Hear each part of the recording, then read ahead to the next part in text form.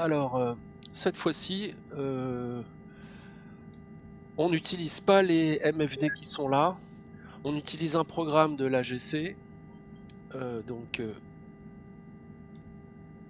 l'ordinateur de bord qui est ici, et on lui demande de nous faire notre insertion, notre descente en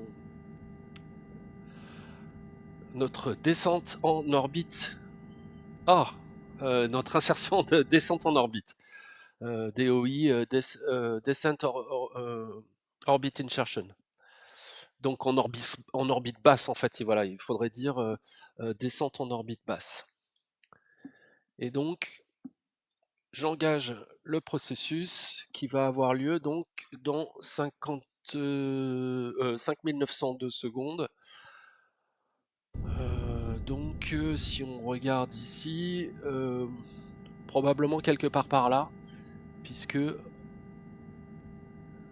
rappel, donc notre vitesse de rotation c'est 6900 et là c'est 5900 environ, donc 1000 secondes environ avant d'avoir terminé le tour. 1000 secondes c'est environ un quart d'heure, donc comme on fait à peu près un tour en 2 heures, un quart d'heure c'est la moitié d'un quart de tour, que quelque part par ici va avoir lieu le burn. On constate que le programme nous met, donc c'est le P17, les programmes étaient numérotés, nous met en position tout de suite pour être dans la bonne attitude pour effectuer la poussée. Ça va être une poussée de freinage, donc le moteur s'oriente à l'opposé de la trajectoire que nous suivons.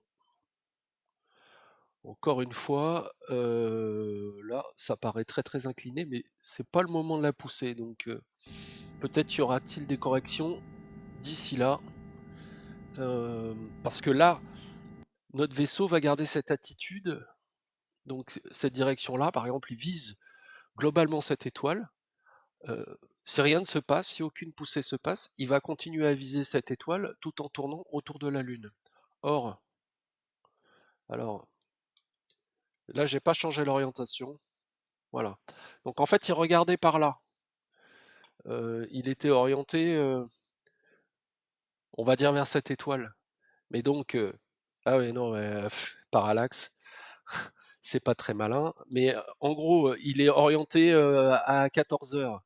S'il est ici, il sera orienté à 14 heures. S'il est ici, il sera toujours orienté à 14 heures. S'il est ici, il sera toujours orienté à 14 heures. Regarde, toujours la même orientation, tout en tournant. Donc, ici, là, il est parallèle à la surface.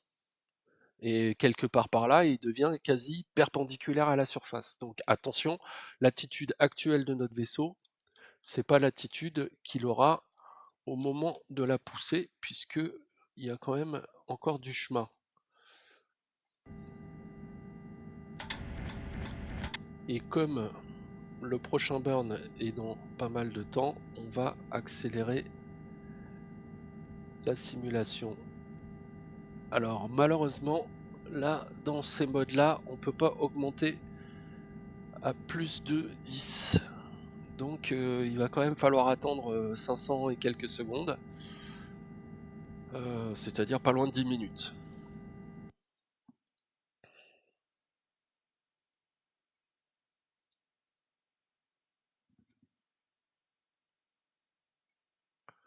Profitons du paysage.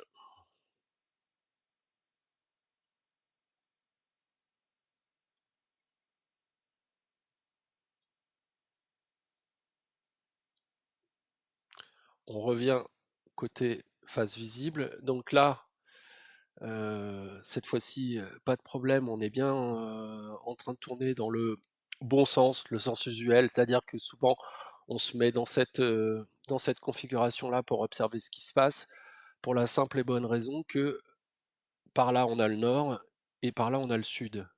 Et donc on est en train de tourner d'est en ouest.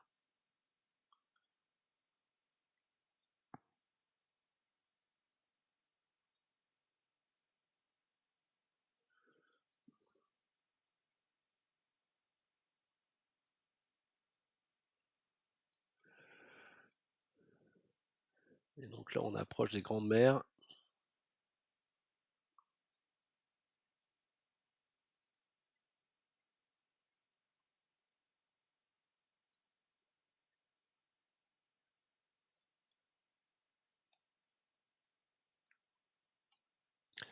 Donc, les trois mers que je connais bien, je suis pas un spécialiste de la géographie lunaire, mais quand même, ça, donc la mer des crises, la mer de la fécondité et la mer de la sérénité. Et donc nous, on va au nord de la mer de la sérénité, alors que la mission Apollo 11, elle, avait atterri au sud, quelque part par là, me semble-t-il. Donc le point qui nous intéresse, nous, aujourd'hui, c'est la vallée qui se trouve ici, au-dessus de laquelle on va repasser à nouveau.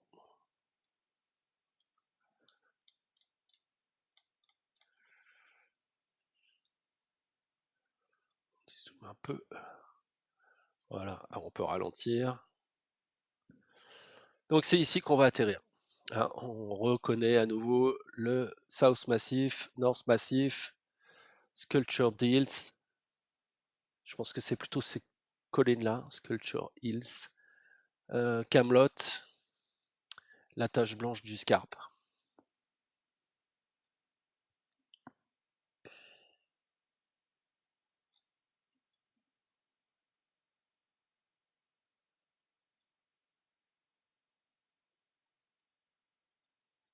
Et la croix.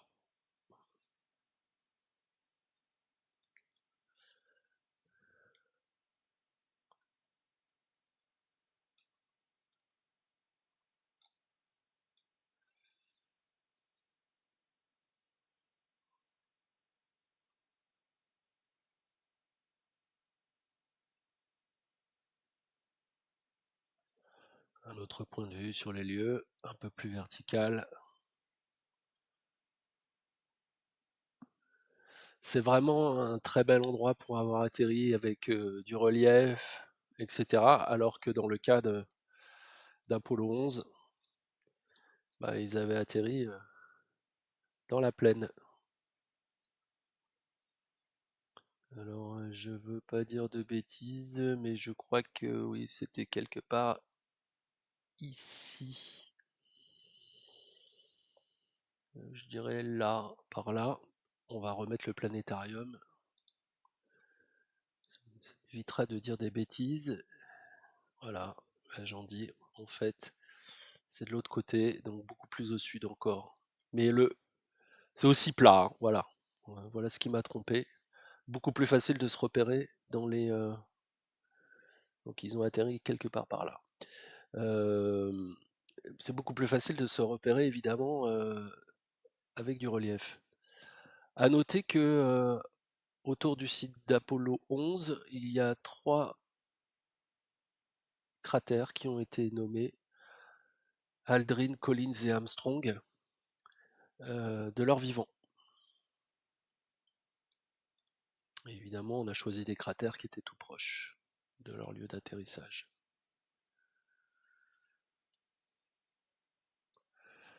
Bon, retournons voir ce qui nous intéresse, notre site d'atterrissage. Donc la croix marquant l'ascent stage là, elle est complètement fausse.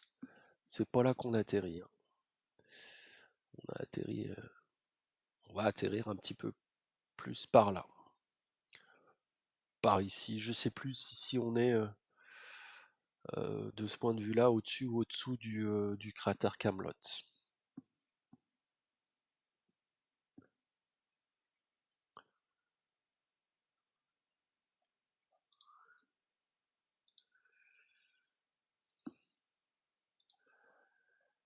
Plus qu'une heure avant la descente, ça va nous amener à 90 10 environ, et je me demande si on n'est pas exactement sur les mêmes Ah non, c'était prévu à 90,01 sur le plan de vol.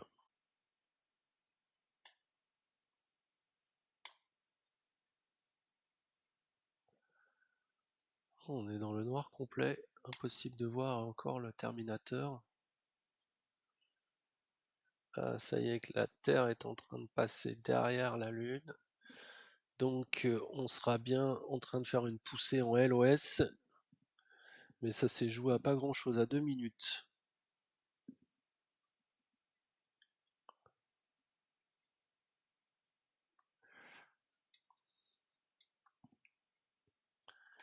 Et je vérifie si j'ai les données historiques de cette poussée. Elle avait duré 22 secondes.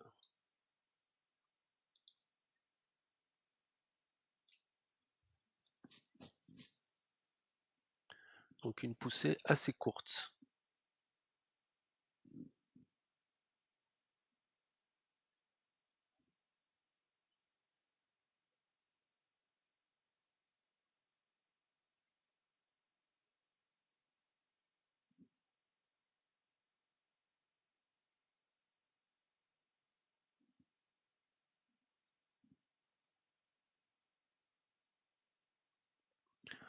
Donc ça devrait commencer à pousser à 12,08, 12,07, 12,08.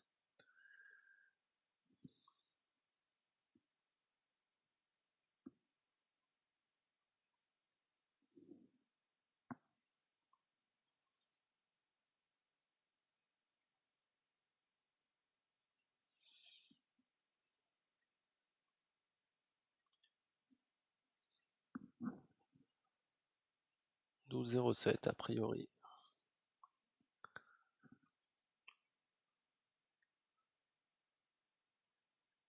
20 secondes.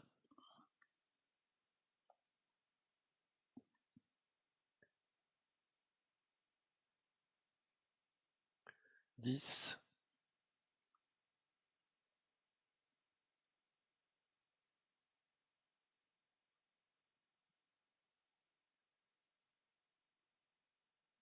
Et la poussée a commencé.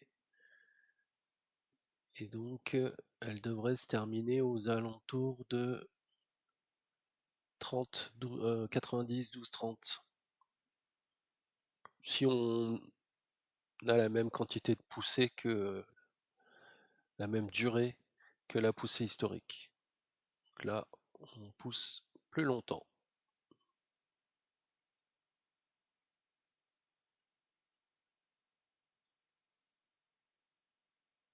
11 secondes de plus. Alors maintenant, regardons nos paramètres. Donc, le périgée est à 12 km. Et est-ce que c'était ce qui était attendu? Non, c'était 28. Là, on descend vraiment très bas. Périgée à 12 km et apogée à 143. C'est pas du tout les paramètres qui étaient attendus sur le plan de vol. Mais malheureusement, là, je peux pas y faire grand chose.